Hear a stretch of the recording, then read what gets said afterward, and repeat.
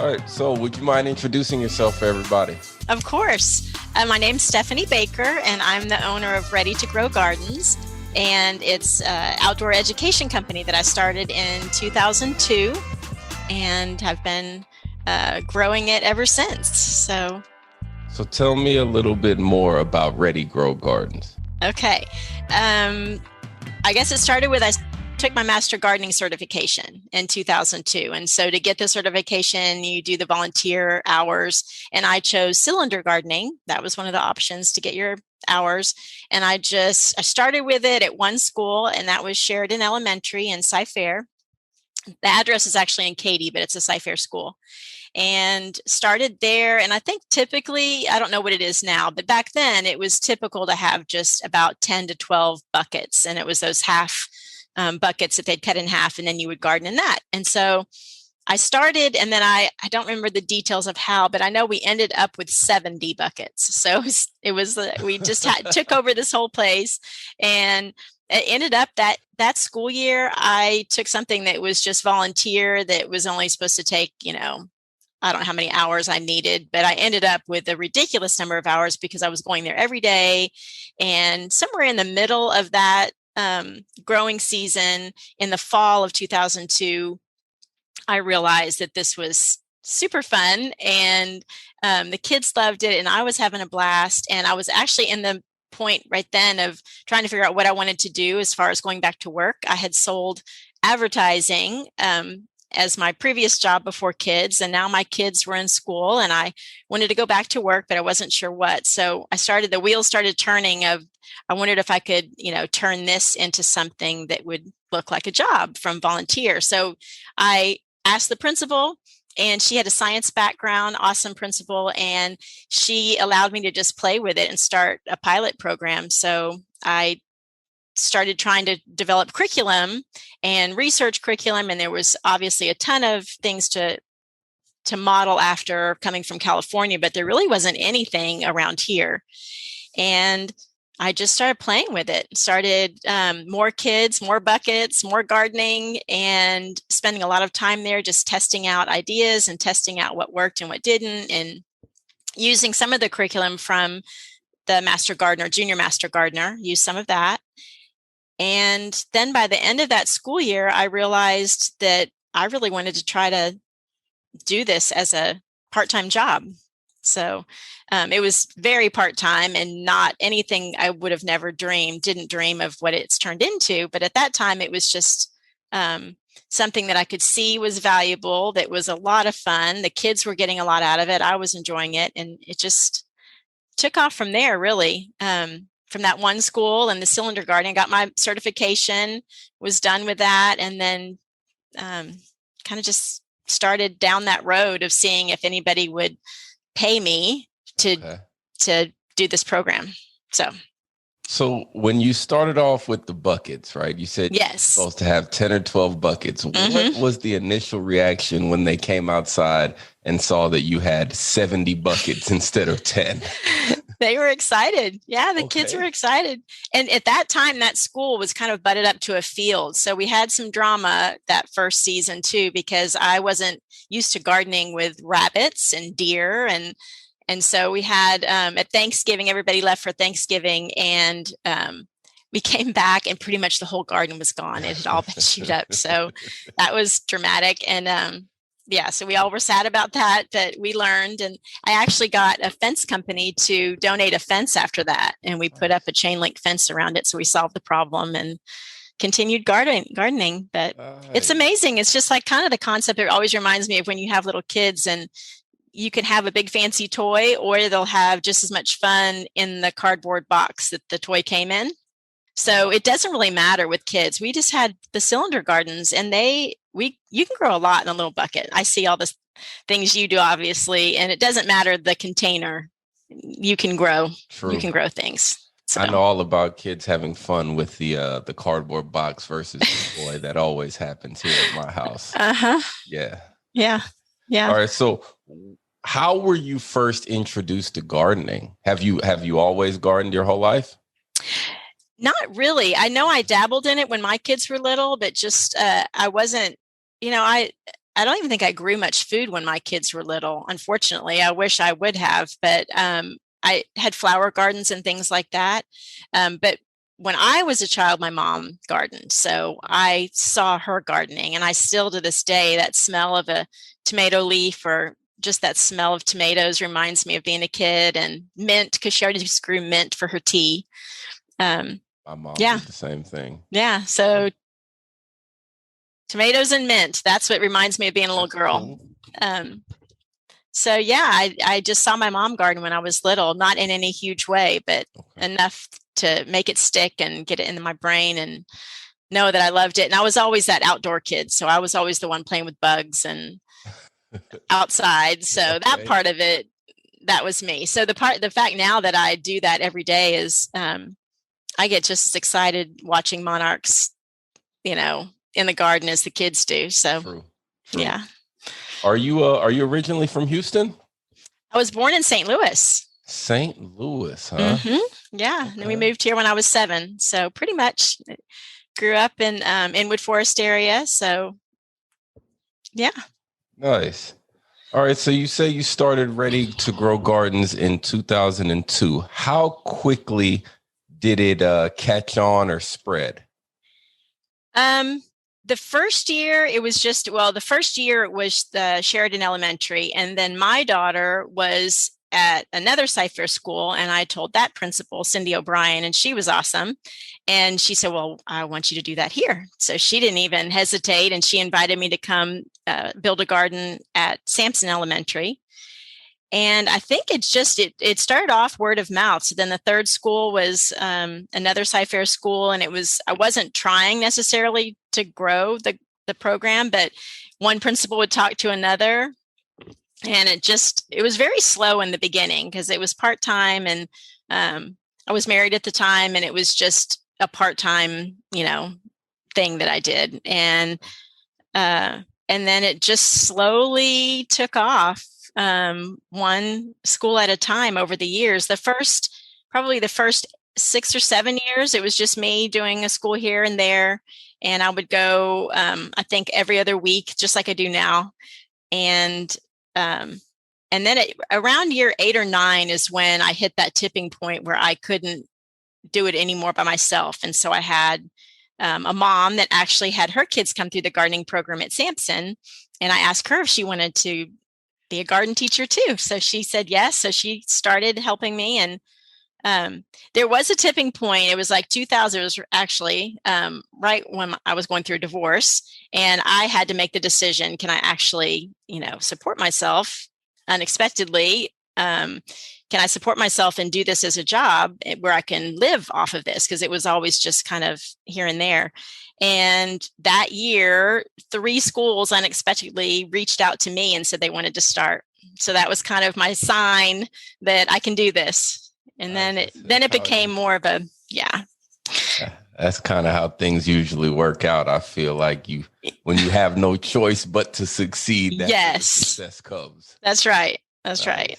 So how many schools are you at now? This year, we, because of, everything that happened last spring, we were at 30 schools. And this year, we had a few drop off. I have 3 preschools that we work with that are super fun with the little bitty ones. And they dropped off just because of rules not letting somebody from the outside come in with the little bitty kids. And then we lost 2 other schools. So active schools this year, we had 25. 25 schools. Mm-hmm. So, and and it was, we had to navigate. I had to learn, you are so awesome at doing all your YouTube videos. I had to learn that real quick and put together virtual lessons. So we weren't really sure how it was going to work out. Not a lot. We were probably about half and half this year, where half of our schools were virtual only. So thankfully, I have a wonderful team right now. This year, we had 2 teachers that work with me, and they were amazing. So we divided up the work. One teacher was writing the lesson plans so that we could give those to teachers that were virtual only.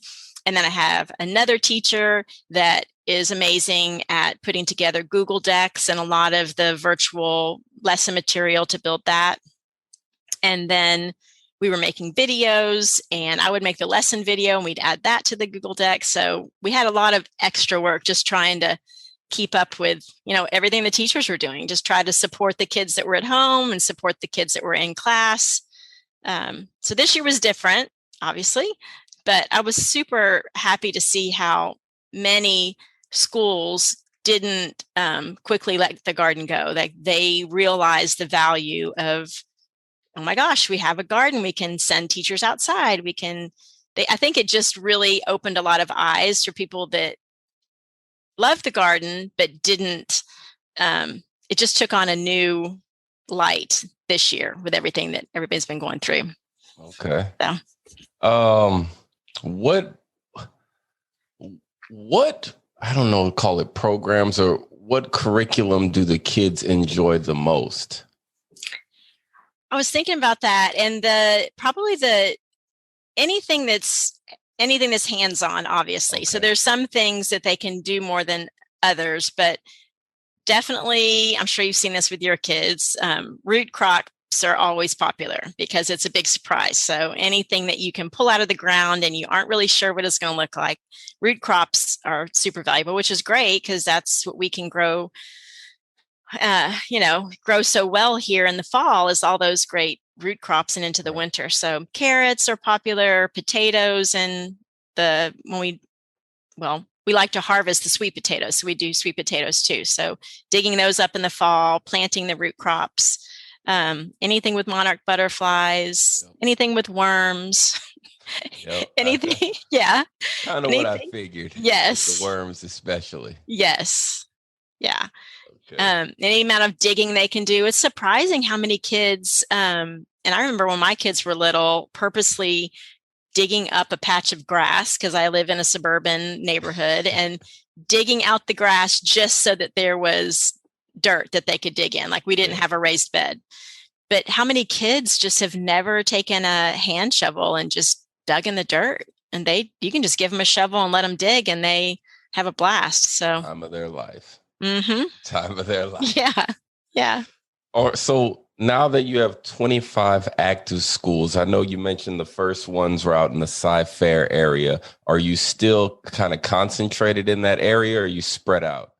We've definitely grown faster in Sci-Fair, but now we're in 4 school districts. So we have 3 schools out in Montgomery ISD.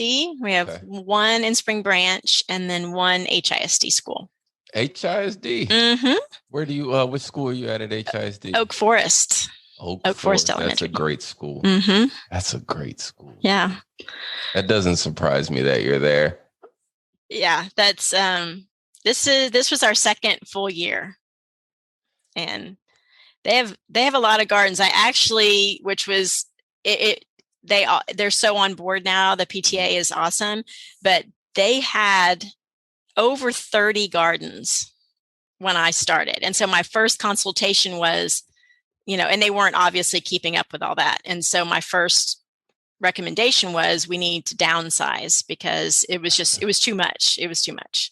So we took some beds out actually, because then we can concentrate. Now we have 12 really big beds, plus they have an arboretum, plus they have a butterfly garden.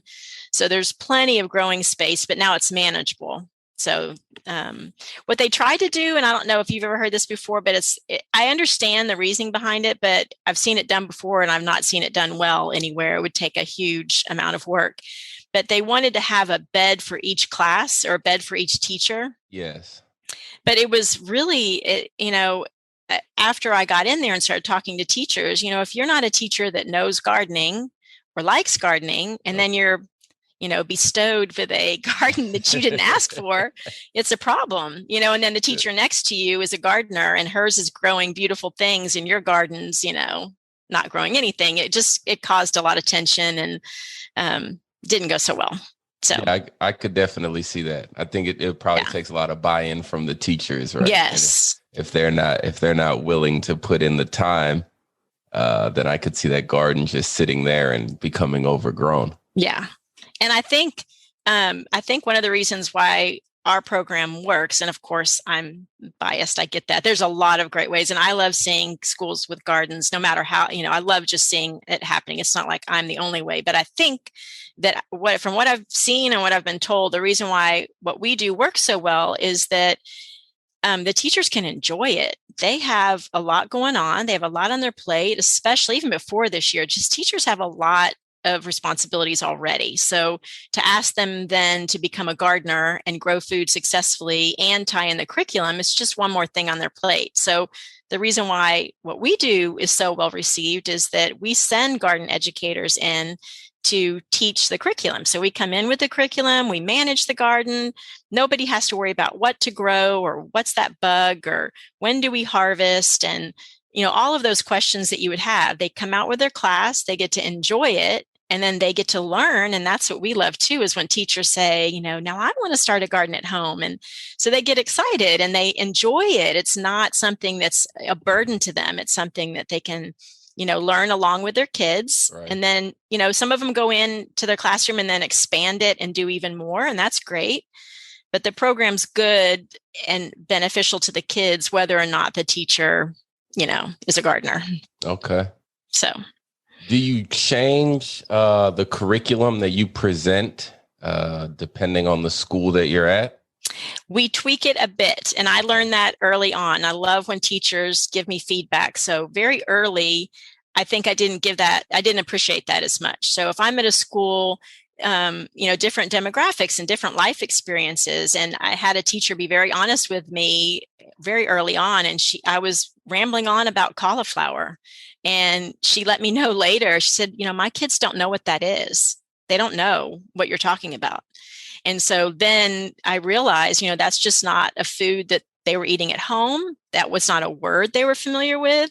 And so I was just, I wasn't appreciating what their life experience was and what their foods that were traditional in their home. And I kind of rethought how I did that. So now whenever we first teach in the fall, whenever we talk about what we're planting, we bring that. So if we're going to plant cauliflower, even though it's just a little 3-inch seedling, I have a head of cauliflower from the store. And I say, this is cauliflower. This is what we're going to grow. This is the end result. And this is the little bitty seedling that we're planting today. And so they can kind of connect those two of what it is they're going to grow and not just say the word. Because, if they don't know what that word is, it's not really helpful. So that's a big thing. That was a big eye opener. Makes a lot better connection for the kids if you have the food there when you're planting it. Right. No, I definitely can see that. And that makes perfect sense. Mm-hmm. So what is the process to getting ready to grow gardens, I guess, into a school? How does that happen? We go out and meet with the school first. So 2 scenarios, either they have a garden or they don't. And if they have a garden, then we go evaluate and I look at it and decide. Usually it always needs something done with the soil. So no surprise there. So we usually look at the soil, look at the beds, make a decision about, what are their goals? What does the school want? And then I just do some consulting as far as what I would recommend. And if a garden needs to be renovated, then that's like a separate, project. And then our teaching program, our education program is kind of set. So then they just pick how many days they want. So if they want us to come in for teaching, I don't think I've ever had a school just want me to come renovate their garden. It usually is coupled with the education program we call it Garden Day. So Garden Day is when we come with a teacher, or if it's just virtual, like some of our schools were this year, then it would be the virtual program. But next year we're done with that. We're all in person next year. So yeah, it's just a part of getting the garden up to speed on what does it need to get it growing. And then here's what the options are for Garden Day. And they choose what grade level. So we work with any grade, kindergarten through 5th. If they ask me, I prefer 2nd through 5th if I have to pick. I would love to be, there's plenty of schools where we do kindergarten through 5th and we teach all the grades.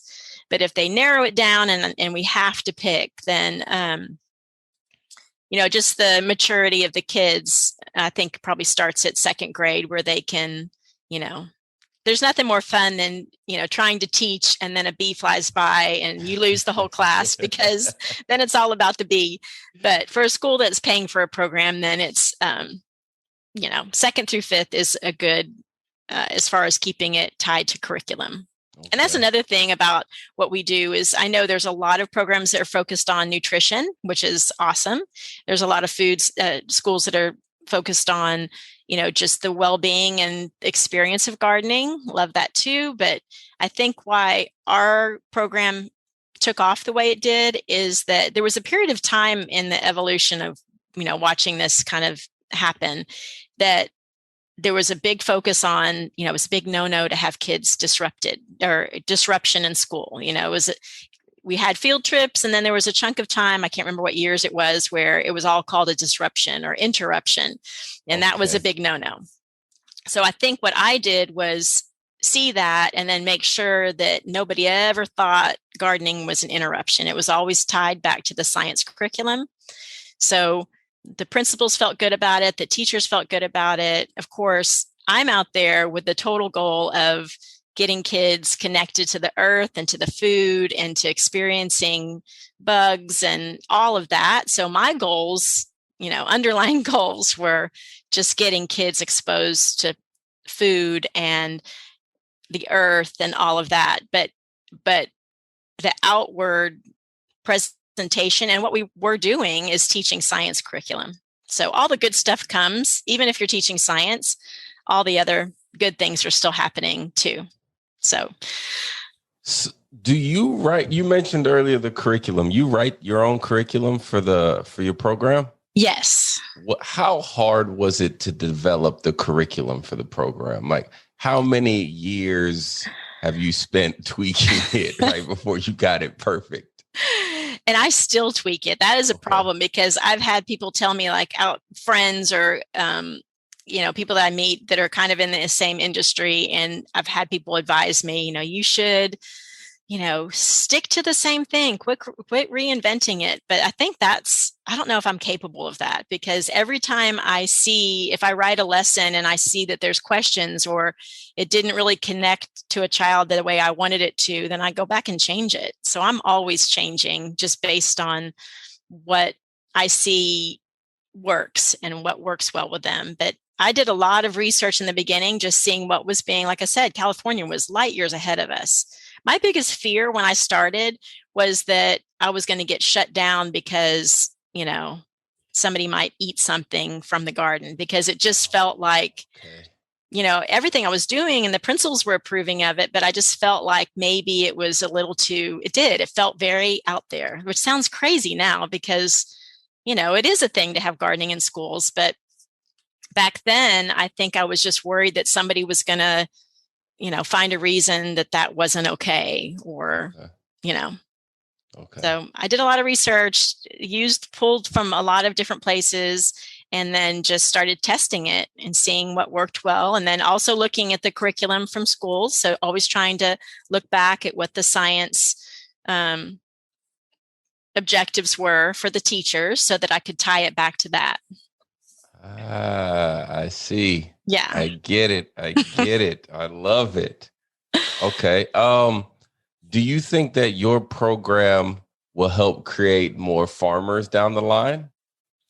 Or maybe not even just farmers, maybe even just gardeners, farmers, more people interested and involved in agriculture? I hope so. I hope those I've met those kids that go home and tell their family. I've met those parents that have said, my child asked for Christmas. I've had it. I love it too, when they ask for a garden for Christmas, like that's what they've asked their parents for. So there's nothing better than that. That's super cool to hear things like that. But yeah, I think that it's just like what you see with your kids and people that have kids with gardening, to make that connection of where their food comes from. It's just a great life skill. And I do think it's great to introduce to kids that this can be your job, that this can be something. And this is something that farmers on a huge scale, how important farmers are to us and agriculture itself. But, whether that's on a huge scale or just a small backyard scale, just the sustainability of it, that they can grow food that they eat. So nice. Okay. Okay. So do you think that with everything that happened in this past spring, that people will be, not that they're not already receptive, but do you think that this past spring will kind of help push you again and make more people interested in bringing this whole gardening program and curriculum to their school? I think it has. I think that it was just that nudge. We added two schools this year added, and then we've got 3 so far that are starting with us in the fall. And I think people that maybe were on the fence, or people that, thought it was a nice idea, but didn't have the extra motivation, I definitely think what we've all been through has been maybe that extra nudge to push them forward to it. Just a simple fact of needing to be outside, or having extra space when schools are so tight on trying to spread people out, that there's an entire, outdoor area that you could use as a classroom. So I think it's just reinventing. And honestly, so we're across all different, I didn't used to be into social media, but that has been huge for my company, is being on Twitter, because that is a way that, especially Sci-Fair, but even all the districts, they, in a good way, they showcase what they're doing at their school. That's what they do, is they like to showcase what their campus is up to. And so when I jump in there and I'm showing kids in the garden, like, it's not hard to get great photos of kids, pulling out carrots. That's a pretty great picture. So being able to show what's happening at the schools, and then it just gets in front of more and more people. So that's been a good way to get people realizing that that's a thing. I think a lot of people, didn't realize that was even an option. True. Why do you think that, and I know you started in Sci-Fair, but why do you think that you have more schools in Sci-Fair versus other areas? I think probably it's just a function of, well, I don't know. I think, like I said, I think a lot of people don't realize that it's a thing. It's that there are there's a company like mine that would come out and build a garden and teach kids in the garden. And I've just been able to keep up with what I can keep up with. So I haven't done, as I grow, it's when people call me, which I'm very thankful that it's gone that way, but I haven't reached out. I actually, the biggest way that I grow is, it's amazing. There are teachers that were teachers at Sheridan. There's one I'm thinking of in particular. I have a wonderful picture of her as a science teacher holding a little plant, a milkweed plant, and the caterpillar was in a J and becoming the pupa as she held the plant. And the look on her face is priceless. And she's now a principal. So after almost 20 years of doing this, teachers are now principals. And so then they invite me to bring Garden Day to their campus. So, and then the way I got to Montgomery ISD is that there's an incredible principal, Dr. Bartlett, that was at a Sci-Fair school, and she moved to Montgomery. So I've mostly grown by teachers becoming principals or moving to a different school, and then they invite us to come. So that's cool. We got to get you in more schools in HISD, because my kids are going to go to school in HISD, and I need Ready to Grow Gardens to be at their school. Well, that sounds awesome. And I'm sure, let me know. Okay. I don't know how. I don't know if I have any pull or I can make that happen, but wherever they go to school, I'm mentioning your name. Yeah. Okay. Well, and they've got you. So you've got the how to build a garden, that part down. Yeah, maybe. There's a lot of schools, which I don't even know. I've driven past a few of them in Sci-Fair. I mean, in HISD when I at Oak Forest, and it just, I wish there were more hours in the day and more. I'm actually hiring 2 new teachers. So that's one thing. I've got to find 2 new garden teachers to join my team for this coming year, just to keep up because of the new schools adding. Right. But it's very common for schools to have a garden and it just be forgotten and by the wayside and full of weeds. And I know all about that. I see yeah, that all the time. yeah. And it really bothers me because I don't understand. Mm-hmm. In my mind, they wanted the garden to begin with, right? And then Right. they have the garden, but it's almost as if they're, I don't know, it's like they're not willing to even take the first step and try to grow something. It's like you have to go and, Yeah. I don't want to say, it might sound bad, but whatever. It's like you have to go and hold their hand to do it. And it's like, Yes. but if you wanted the garden and you were Yeah. into it, why are you, like, what happened to that motivation and that Yeah. drive? And when I first started, honestly, that's what I was seeing. And that's what kind of made the light bulb go off, that it could be an actual company, because I kept hearing that story and over, that there was a teacher, and she was great and she loved gardening and she built us a garden. Mm-hmm. And then she had a baby and she left, or then she retired. And so as soon as that one person leaves, the whole thing fell apart. Right. And so I was like, well, then there needs to be, just like you would hire anybody else to come in and that's their expertise. Don't try to figure it out. I mean, if you have somebody at your school and it's working, then fabulous, whatever works for you. But don't let the whole thing fall apart when that person leaves. Seek out how to make it work. But I know you know this too, just from all the awesome work you're doing, is that to me, there's a million things I don't know anything about, like, learning how to put on anything technology, too hard. But there's a lot of people that things that just seem so normal to me are just not. And there's over 20 years, the stories of just things that will just, as a gardener, I was thinking about one earlier that just some miscommunication on something that's so simple. One short little story is that I had a school that had a garden. We've been gardening along great. The principal that was there left. New principal came in. It was a huge garden. One of my favorite photos still is from this garden where these two girls holding these huge bundles of carrots. And they were both about 60 feet long. So 3 feet by 60 feet beds.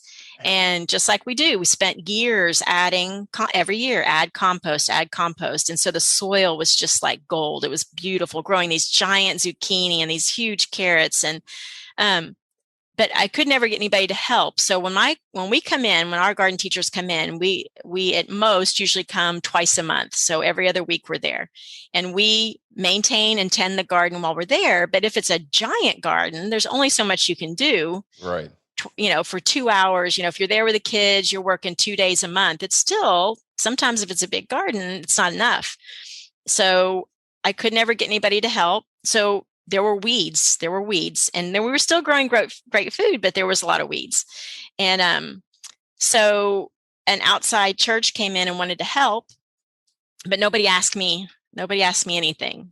And what they decided was they were going to move the garden, like, I don't know, 100 yards down, because I don't know why. And I found out after the fact. I got a phone call. We moved the garden. The church helped us build a new garden.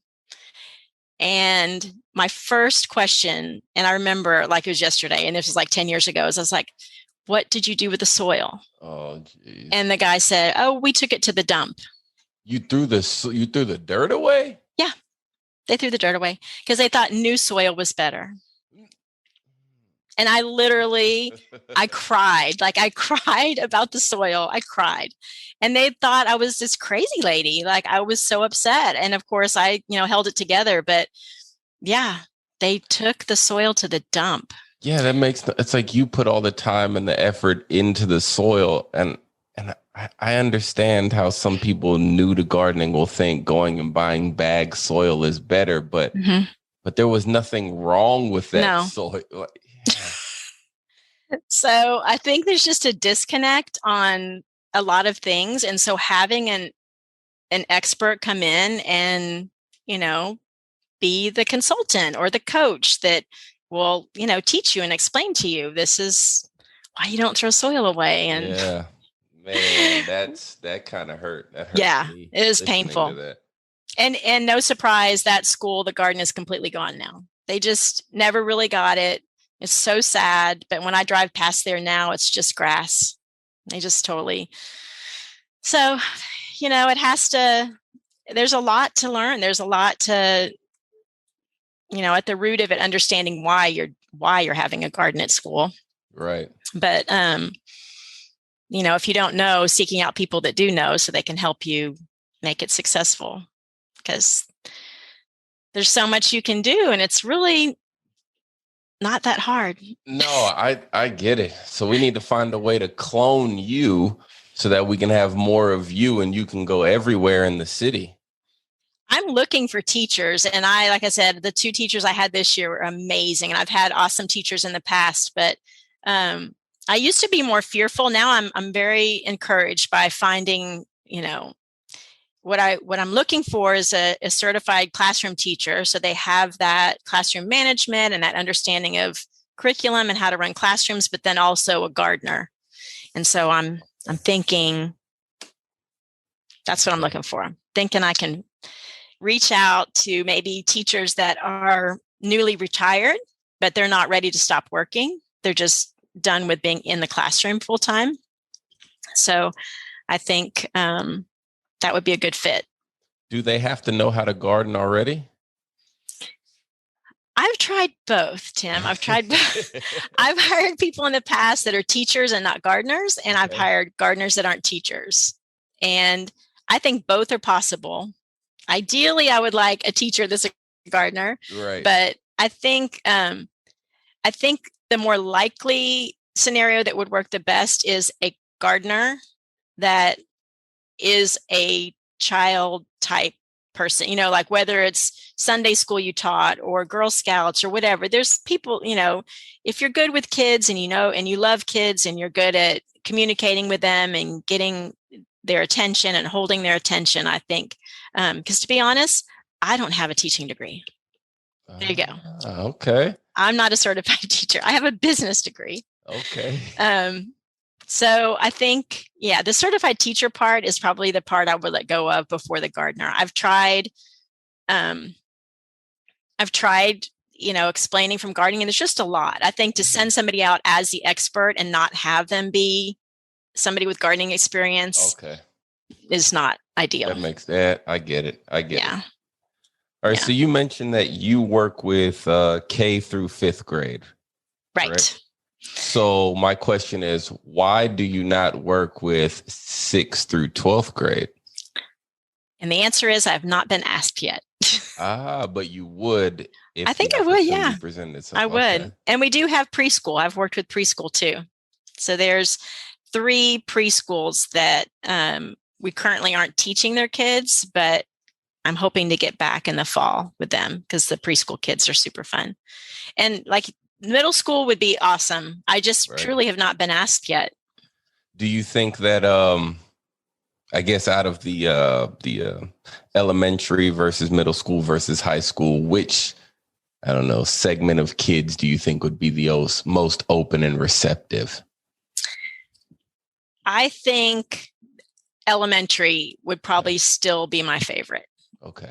And, before I even started my company, I just had something else pop in my head. I was at in Sci-Fair, they do something called nature trails where you go out to a place that's dedicated just for nature study and they connect science. And it was when my son, I think was in 5th grade, and I was leading one of the stations for nature camp, and they were 5th grade. And the kids came around to my station. I had found this giant spider web, this big orb spider.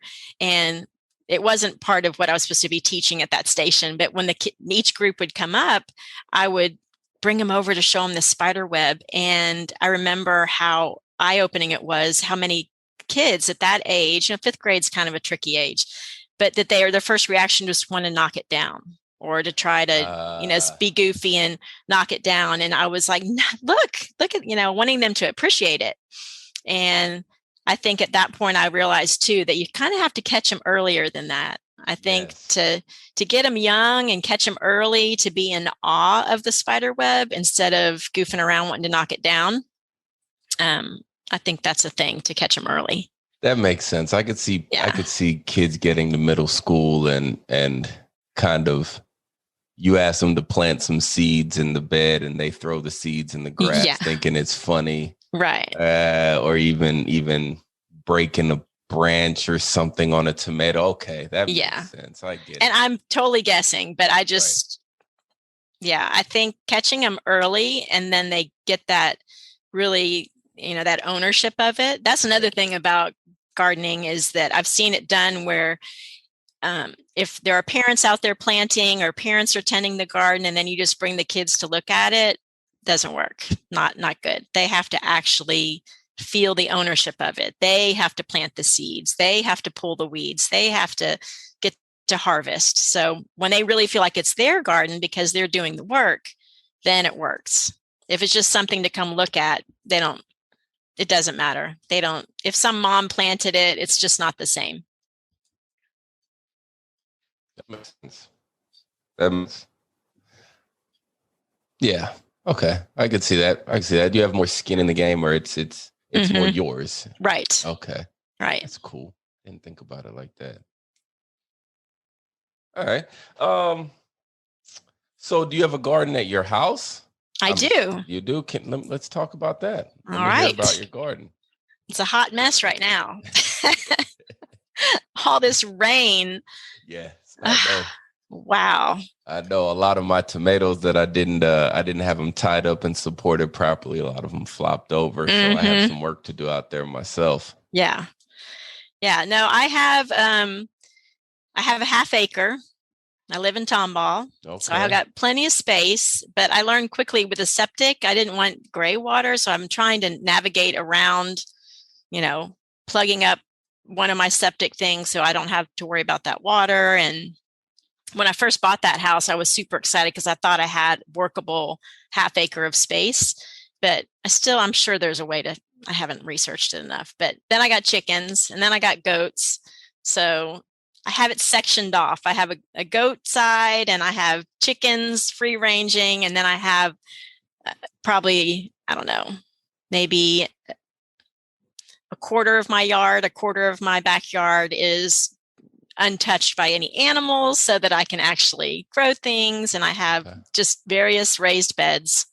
Nothing fancy. I've got some really nice, raised beds that are cedar and tin now, but I also garden with just some, wood raised bed. I have pots, I have whiskey barrels, I have everything. It's just a complete garden. Yeah. Any place I can put a new plant. Okay. How many goats do you have? I have 2. What made you want to get goats? I found a farm on Instagram, decided that looked like a lot of fun. I actually flew to Florida and bought my goats from Florida and drove them back in a rental car. Yeah. What's it like driving across the country with goats? It was an experience. Yeah. That was 2 years ago this weekend. So they're 2 years old now. But happy birthday to your goats. Yeah. Yeah. Boys or girls? One of each. Okay. Yes, but they actually are not brother and sister. Fallen Oak Farms is the farm that I found on Instagram, and they're awesome. And they weren't sure if the mama goat was going to have twins or not. Typically they did, but she just had one, and you have to have 2 goats because they need a friend. So she found a farm down the road that had a month different female. So I didn't know you had to have 2 goats. Yeah. They'll get sad and depressed and lonely if they're alone. So you have to have 2. Okay. And I want my female. I need to find somebody to breed her with, but I want to have a baby, but I need to I aspire to find a bigger piece of land, and I want to have a real farm. So once I get some more space. How big are you thinking? How much land do you want? I would love 20 acres.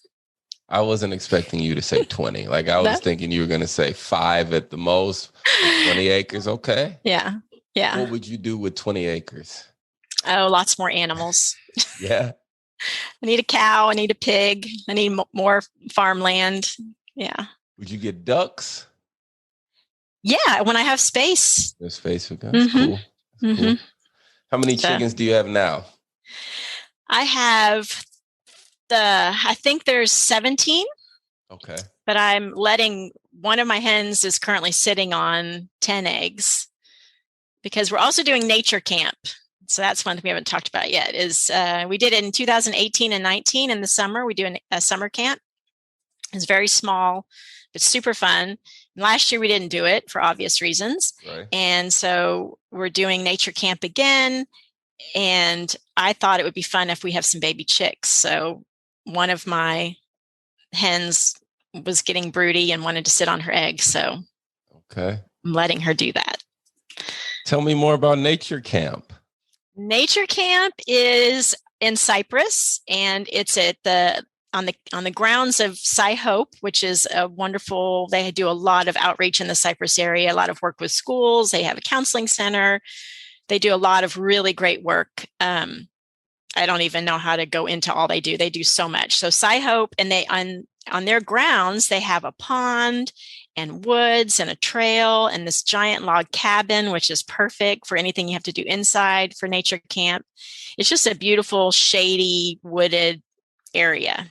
Okay. And they rent out parts of their facility for meetings or groups or events. And so that's where we're going to have nature camp. And it'll be from 8:30 to 2:30 for kids 4 to 12. The 4-year-olds are just going to come till noon. Okay. And we just do all the fun nature things. We take a hike, we scoop up pond water and find tadpoles, and we set up aquariums where they can, that's the most fun, is when they go on a walk around the pond, they collect sticks and rocks and bugs and roly-polies, and then they bring it back and put it in their aquarium, and they, through the week, they build up this habitat. And we do nature crafts, and we do gardening. We're going to teach them how to garden. We're going to make pickles, learn how to make refrigerator pickles. So yeah, it's a lot of the things that we can't do during the school year, because if you have a whole grade level and there's 200 kids, you just, that's another thing we did talk about. So when I go to a school, it's only 30 minutes per class. So there's only so much you can do, because if most of our schools are so big that if there's 8 homerooms coming out, we have between 30 and 45 minutes with each group. So it kind of limits, what you can accomplish with each group. But with nature camp, we've got them all day. So when you go to a school, I'm gonna come back to nature Backing camp. up, yes. Yeah. So when you go to the school, you're there for all 8 of the homeroom classes, 30 minutes each? Yes. Okay. And then, so we're there, garden teachers there all day. And then when they go to lunch recess, we take our break. When they go to whatever their large group is, or specials, whatever they call it at that school, then we do our gardening maintenance work that the kids are not a part of. So when they hire us, the teachers there all day, and we manage the garden, and the kids come out one class at a time with their teacher. We try to get as much time as we can. So we take the full day and we cut it into however many sections we need. If there's, we've had schools where there's 10 homerooms, well, then that means less time per class. And if it's a really small school and there's only 6 homerooms, well, then we get maybe 45, 50 minutes per group. Is there a sweet spot where you find like the kids, they listen for X amount of minutes and then they start to kind of fade out a little bit? I've never had too much time, because it's never more than 45 or 50 minutes at the most. But 45 minutes is great, because ideally you have to spend 10 or 15 minutes explaining, what the lesson is, or what the point of what that activity is going to be. So if you talk for 10 or 15 minutes teaching, but then you have a full 30 minutes to do hands-on and work and explain, there's so much value in just letting kids roam around a garden. Like, there's not enough. I sometimes, even as long as I've been doing this, forget the value in just stop talking and don't even give them a task. Just let them explore and see what they find. And that's huge. So yeah, when we have time to do that, that's the best, because they, and then as each class comes out, if there's a monarch caterpillar, then they each think that they're the ones that discovered it. And, then you have to play along and be surprised every time they find it. But yeah, there's a lot of excitement when you just let them go. Yeah. That's so cool. Yeah. Okay. So we're going to switch back to your house. What are some of your favorite things to grow in your garden? I love broccoli. Broccoli? I think double reason I love to eat broccoli. And it's one of those things like once you grow certain foods and realize what it tastes like when you grow it, as opposed to buying it. So I just love the flavor of homegrown broccoli. And I just remember as a new gardener, not even realizing how it grew and what it looked like and just watching it grow. I just love broccoli. Okay. But, right now my garden's pretty much all tomatoes. I have one cucumber plant, but I have some peppers, but it's pretty much all about tomatoes right now. Yeah. But then I don't hang on to them super long. I don't do fall tomatoes because there's so many fall crops that I love. So I love growing all the greens, lettuces and spinaches and kale, all that. Okay. I think you're the first one that I saw growing the dino kale. And so I hopped on that after I watched you, and now that's amazing. Yeah, I love the dino kale. Yeah. I think the freeze that came through and was that February or so, March. Yeah, it killed all of the dino kale that I had, but I had a certain dino kale in my yard for probably 2 years. Isn't that amazing? It's just amazing. I have a buddy, I gave him a dino kale plant, and I think he had it 4 or 5 years, and he may even still have it. Wow. It's I don't know how tall it is. He's got a 3 foot tall raised bed, so it's probably another 3.5 feet. Yeah. Tall. It's great. And that's what I remember seeing you talk about, how it was, because I'm used to kale just being a fall winter crop. Mm-hmm. And then I saw you showing how it was growing in the summer. It's like, I had no idea you could grow kale in our part of Texas in the summer. Yeah, it slows down. I know, now it slows down, but as long as I get it in the fall and it has time to establish the roots, it's good all year long. And just like you showed too, is if you give it a little shade, like I had never thought about growing lettuce under my tomatoes until I saw you doing that. I just thought couldn't grow lettuce, but there's a lot of things that you can, once you try it out and play around with it, you can still grow it. Yeah, I don't really follow a lot of the rules that people say don't grow this at this time. Like I just try to find a way to do it. I remember people telling me I couldn't grow carrots in the summer, and I still find ways to grow carrots all year round here. Yeah, and that's one thing I've not tried. I need to try that. So my trick for anybody who's listening. I'm listening. I seed the bed with carrots, and then I have some old burlap sacks, and I'll soak them in water. And then I'll take the burlap sack and put it on top of where I seeded the carrots. Yeah. And I'll just leave that sack there. How long? Like a week and a half, depending on what time of the summer is. It can be a week to 3 weeks, anywhere in that time. And then I'll have some good sized seedlings underneath it. Right. I just pick it up, and sometimes, depending if it's like July, I'll take some bamboo stakes and stick them in the ground, and then put that burlap over it to kind of create a shade tent.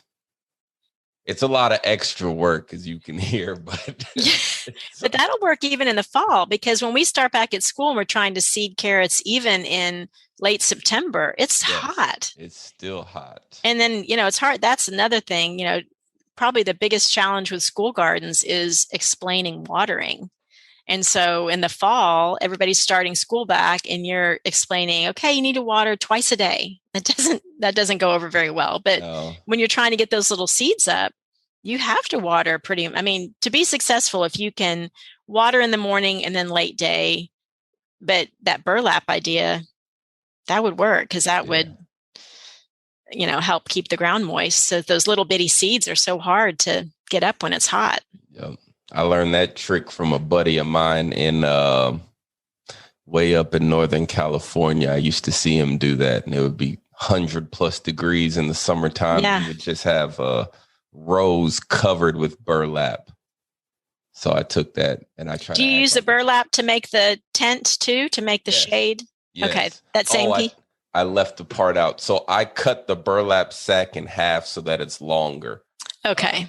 He did not. That was my own variation to it. He kept the burlap together so that it would be thicker and keep the ground cooler.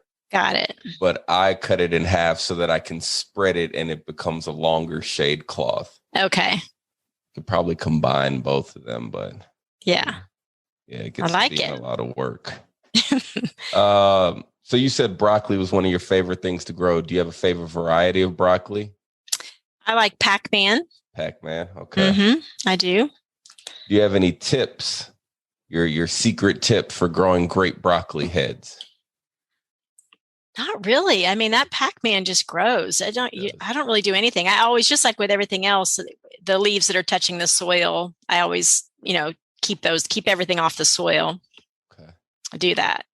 But other than that, fertilize, I use Microlife. So, knowing which plants, and that was a learning experience, but just knowing, which plants need that extra fertilizer. The heavy feeders, the broccoli and the tomatoes too. Yeah, that's pretty simple. I love growing carrots too, though. Carrots are one of my favorites as well. That's my favorite aroma in the garden is a fresh picked carrot. There's nothing like that. So I think mine is probably peppers. Like I try to grow peppers as long as I can. Even in the winter, I'll try to bring them inside and put a light above them. What's your favorite pepper? So I like really spicy food. So I like, I don't know. I really like the Scotch bonnet peppers because I'll make a little sauce with them. But anything that makes you sweat when you eat it, I like it. So let's say the Scotch bonnets.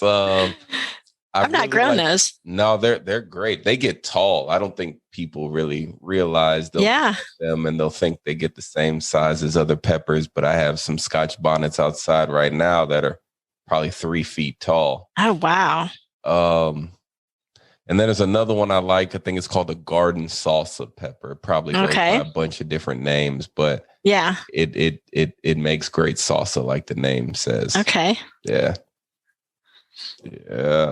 Okay. So I think that's all the questions I really had for you. Okay. But since you're the first person that I recorded a video with, I'm going to try something called the rapid fire section, where I just ask you 3 random questions that just popped in my head. Okay. And I wrote them down while we were doing this. All right. Here we go. What is your favorite type of food? Oh, gosh. I like Italian. Okay. Good answer. If you could live anywhere in the world, where would you live? Oh, gosh. I traveled once to the Galapagos Islands. That was pretty amazing. I wouldn't mind living there. I'm actually kind of jealous right now. I can't ask. I'm going to start asking you questions about it. So we're going to wait and they'll just continue. We'll have to have that conversation later. Okay. Do you like dogs or cats?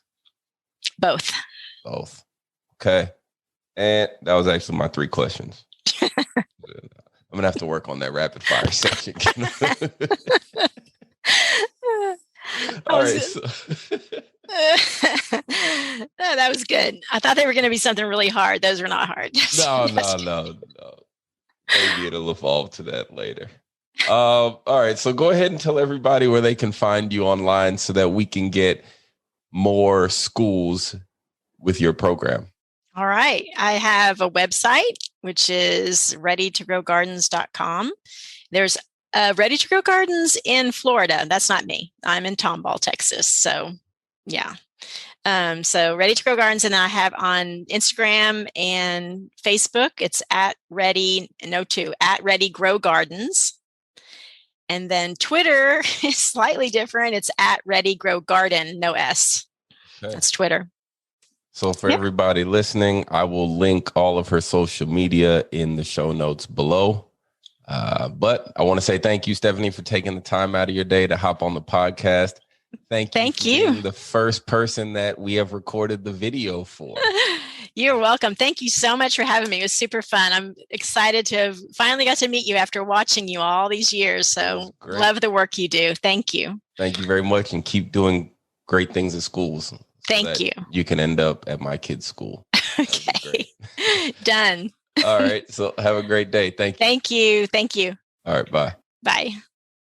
Before I let you go, I need you to do more than one thing. First, I need you to like, comment, subscribe to the podcast. Second, I need you to tell a friend or two about the show if you enjoyed it. And if you have anybody you think I need to talk to, I should interview, send the name over, put it in the comments, or send me an email, igrow@bigcitygardener.